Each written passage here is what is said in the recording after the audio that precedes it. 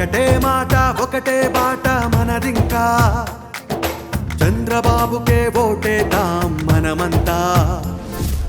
ఒకటే లక్ష్యం ఒకటే పంతం మనదింకా, చంద్రబాబునే గెలిపిద్దాం మనమంతా.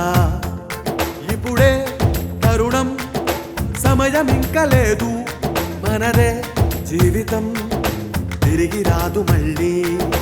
చల చల చల తమ్ముళ్ళు మన రేపటికై, పాసవికులను తరిమేద్దాం ఏకమై. చలో చలో చల చెల్లెళ్ళు మన రేపటికై, దుష్ట పాలనను అంతం చేద్దాం ఐక్యమై.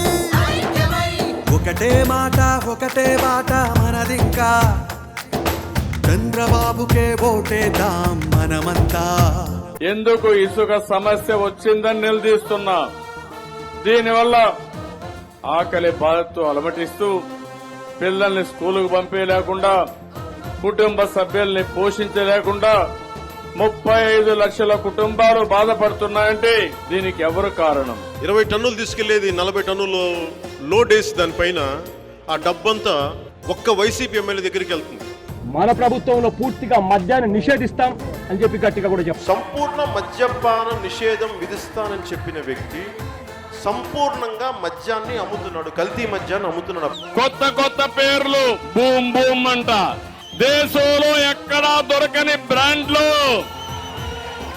అన్ని జే బ్రాండ్లే, జగన్మోహన్ రెడ్డి బ్రాండ్లే.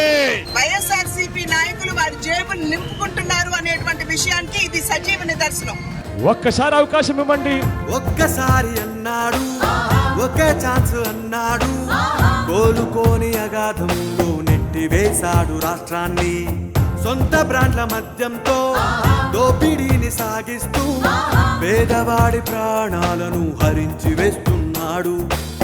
చంద్రబాబు పాలనలో విపత్తుల వేళలో అలుపెరుగని యోధుడిలా అన్నీ తానై నడిపించే చంద్రబాబు కావాలి, చంద్రబాబు రావాలి.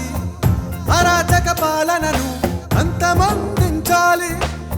అవమానాలెదురైనా వెరవక నిలిచెను సాధకుడు.